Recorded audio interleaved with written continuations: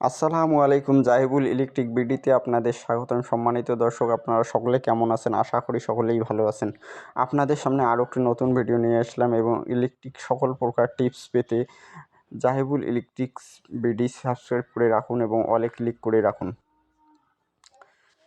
অনেকে বলে থাকেন যে আসলে পাইপের ভিতর কীভাবে জিআইটা ডুবাইতে হয়, আপনাদের সেটি দেখাবো যে পাইপের মুখে কীভাবে জিআইটা ডুবাইতে হয় এবং পাইপে যে আমরা পেকিং দিয়ে রাখি পাইপের মুখে, সেই পেকিংগুলো ভালোভাবে খোলানো হচ্ছে এবং পরিষ্কার করানো হচ্ছে, যাতে প্লাস্টারের পর ফেটে না যায় এবং ভালোভাবে পরিষ্কার করে নিতে হবে। এবং পাইপ সেটিং করার জন্য যে পাইপের সামনে কোনো রকমের কাগজ বা থাকবে না, সেটি ভালোভাবে পরিষ্কার করে নিতে হবে। এবং এখানে একটি দেখতে পাচ্ছেন সার্কুলার বক্স থেকে আমরা ফ্যানের হুক ব্যবহার করেছি সাথে, যাতে আমরা ফ্যানের হুকে কোনো রকমের বক্স বসিয়ে থাকি না, আমরা ফ্যানের হুক বানিয়ে রাখি যাতে কোনো রকমের হার্ডি এবং মজবুত এই রডটি থাকে, এবং এটির জন্য আমরা ফ্যানের হুক বানিয়ে দিয়ে থাকি সবসময়। এবং বাবু রয়েছেন আমাদের সাথে, বাবু যেটা ডুবাইতেছেন, যে আসলে চেক দিতেছেন যে কোন দিকে পাইপ গিয়েছে সেটি বিশ্লেষণ করতেছে এবং দেখতেছে।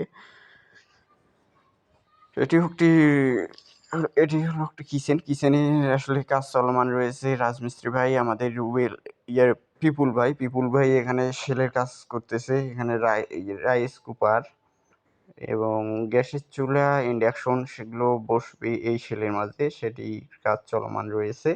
এবং পাইপের ভিতর যেটা ডুবাইতেছেন রফিক, এটি যেগুলো পাইপ দেখতে পাচ্ছেন এটি হলো যে এইচডিপি বক্সে, যে এমডিপি থেকে এইচডিপিতে এসেছে। এটি হলো একটি ডাইনিংয়ে পাইপের মুখগুলো বের করানো হচ্ছে এবং আমাদের বের করানো হয়ে গেলে এখানে সুন্দরভাবে আমরা কনসেল কাটিং করব এবং কনসেল কাটিং করে সেগুলোতে আমরা বোর্ড সুন্দরভাবে ভালোভাবে লাগিয়ে দিব।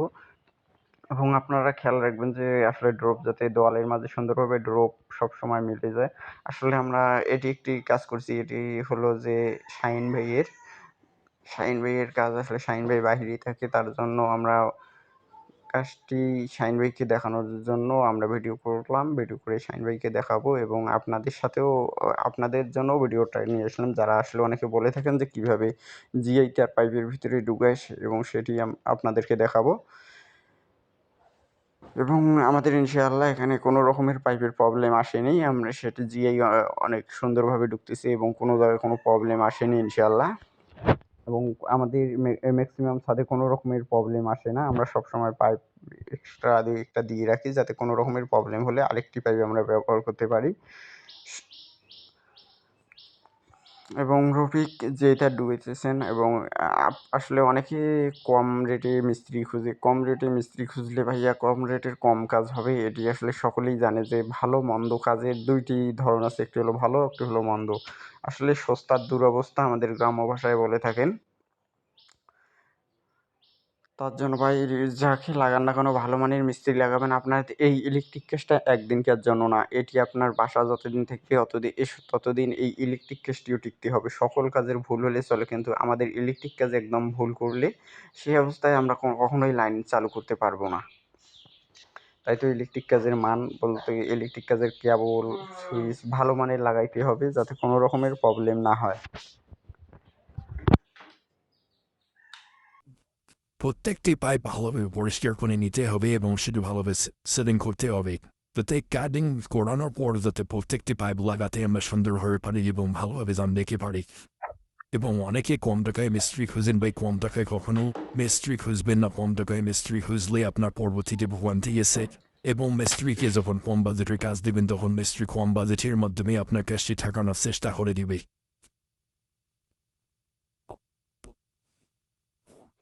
আমরা কখনোই যে আল্লাহ কাজের মান আমরা কখনো খারাপ করে থাকি না। প্রত্যেকটি জায়গায় আমাদের রেকর্ড রয়েছে এরকম যে কোনো রকমের কোনো জায়গায় যদি কাজের মান খারাপ আসে, আমাদেরকে বলবেন যে এটি অন্য জায়গায় আপনাদের কাজের মান খারাপ রয়েছে। আমরা স্যারেন্স দিয়ে বলে থাকি সবসময় যে আমাদের কাজের মান ইনশাআল্লাহ ভালো হয়ে থাকি, এবং সবসময় আমরা ভালো কাজ দিয়ে চেষ্টা করে থাকি।